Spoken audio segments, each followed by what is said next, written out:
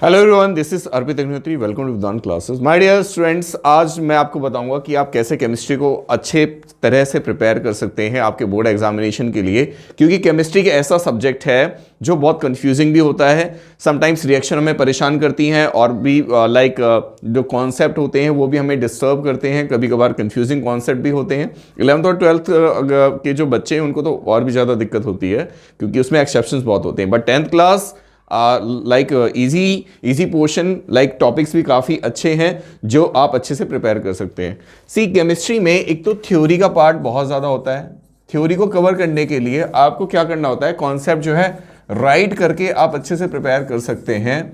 Right करके या read करके आप उसको अच्छे से प्रिपेयर कर सकते हैं। अगर आप रीडिंग के पार्ट को बेटर करेंगे तो आपको कॉन्सेप्ट अच्छे से क्लियर हो पाएंगे, राइट। उसके बाद अगर हम एमसीक्यू की प्रैक्टिस करें, एमसीक्यू प्रैक्टिस करके भी हम अपने पोर्शन को अच्छे से कवर कर सकते हैं। एमसीक्यू प्रैक्टिस करके भी हम अपने पोर्शन को अच्छे से कवर कर सकते हैं। जो 5 स्टेप्स मैं बता रहा हूं, इससे आपकी केमिस्ट्री की प्रिपरेशन बेटर हो सकती है। क्लास 10th वाले बच्चों, आप सभी के लिए बता रहा हूं मैं। तो जो थ्योरी है उसको राइट एंड रीड कर सकते हैं, एमसीक्यू की प्रैक्टिस कर सकते हैं, ठीक है, लिख सकते हैं, लिख कर अच्छे से आप प्रिपेयर कर सकते हैं। देखिए, सिलेबस भी आपको पता होना चाहिए, है ना।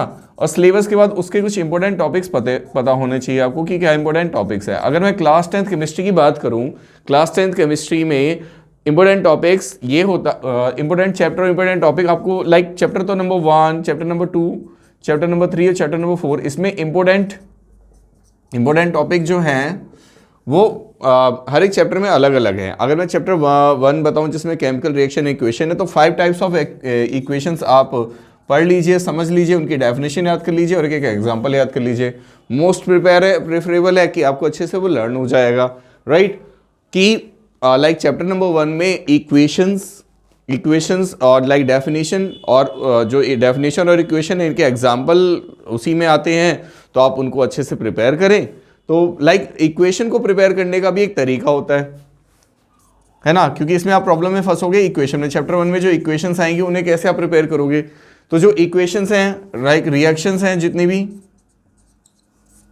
है ना, जितनी भी रिएक्शन और इक्वेशंस हैं, उनको आप अच्छे से प्रिपेयर करने के लिए आप क्या कर सकते हो, आप उन्हें लिख कर प्रिपेयर कर सकते हो। मोस्टली यही पॉइंट आ जाता है रिवीजन वाला। देखो, ये तो सभी में लगता है ना। अगर आप कोई कॉन्सेप्ट आज पढ़ रहे हो और आप जो है अगले दिन फिर से उसे रिवाइज कर रहे हो, तो आपको ये चीज़ें ज़्यादा याद रहेंगी। जो रिएक्शंस उनको हमें रटना पड़ता है। बेसिकली मैंने ऐसे प्रिपेयर किया था, रटना पड़ता है। क्यों? या फिर ऐसा हो सकता है कि आधी रिएक्शंस को एक लाइक क्वेश्चन शीट आप बना लो, उसमें आधी रिएक्शंस लिखोगे तो आपकी अच्छे से प्रिपरेशन हो जाएंगी। फिर वो आधी जब पूरी रिएक्शन लिखोगे तो भी आपकी अच्छे से प्रिपरेशन हो जाएगी। तो मोस्टली चैप्टर में जो इक्वेशंस हैं, आपकी जो रिएक्शंस हैं, वो अच्छे से प्रिपेयर करने का तरीका ये है कि आप इन्हें रट सकते हो।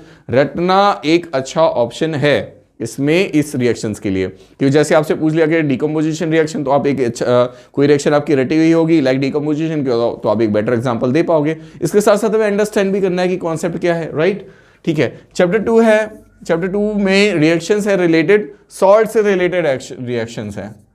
सॉल्ट से रिलेटेड रिएक्शंस है आपकी, सॉल्ट से रिलेटेड रिएक्शंस है, जिसमें baking soda, bleaching powder, caustic soda, washing soda और इसके अलावा POP और NaCl, इन सब की रिएक्शंस आपको मिल जाएंगी। तो मैंने आपको बताया कि थ्योरी आपको राइट एंड रीड करनी है, एमसीक्यू की प्रैक्टिस करनी है आपको, और इक्वेशंस की रिएक्शंस को आपको रटना है। हाँ, मैं साफ साफ लिख रहा हूँ, रटना है, क्योंकि रटने से ये बेटर रहेंगी कि आपको ये जो कंपाउंड्स हैं, जो कॉम्बिनेशन है, जो सॉल्ट है, वो आपको बेटर तरह से समझ में आएंगे। एक बार को अगर आप कहीं फंस भी गए तो आप निकल जाओगे। एक उनका बेसिक कॉन्सेप्ट भी होता है, बेसिक कॉन्सेप्ट, इस पर एक लॉन्ग वीडियो लेकर आऊंगा मैं, कि बेसिक मतलब कैसे कोई रिएक्शन एक्चुअली में रिएक्ट करती है और कौन सा कंपाउंड किससे जुड़ता है। लेकिन ये धीरे धीरे समझ आती है, क्योंकि हम पहली बार लाइक 9th में इस तरह की केमिस्ट्री हम पढ़ रहे होते हैं। उसके बाद 10th में हमें थोड़ी और ज़्यादा रिएक्शन देखने को मिलती है। 11th में हमें एक पूरा कॉन्सेप्ट मिलता है। लेकिन अभी आप 10th क्लास में हो, तो आपके पास अगर टाइम कम है तो आप रटना एक अच्छा ऑप्शन हो सकता है आपके लिए, है ना। उसके बाद चैप्टर नंबर 3 है, बहुत ज़्यादा रिएक्शंस है इसमें, तो बहुत ज़्यादा है। चैप्टर नंबर 1 में भी रिएक्शंस है और 3 में भी बहुत रिएक्शंस है। चैप्टर नंबर 4 में जो रिएक्शंस हैं वो इतनी ज़्यादा परेशान करने वाली नहीं है, वो थोड़ी ईजी हैं। तो पहला मैंने थ्योरी, MCQ और इक्वेशन का बताया। उसके बाद आ जाता है आपकी लाइक रिएक्शन आप रट सकते हो, उसके बाद रिएक्शन प्रैक्टिस करो, लिख के भी आपको प्रैक्टिस करनी पड़ेगी, रिएक्शन की प्रैक्टिस आपको करनी पड़ेगी। और इन लास्ट है आपका सैम्पल पेपर, इन लास्ट है आपका सैम्पल पेपर।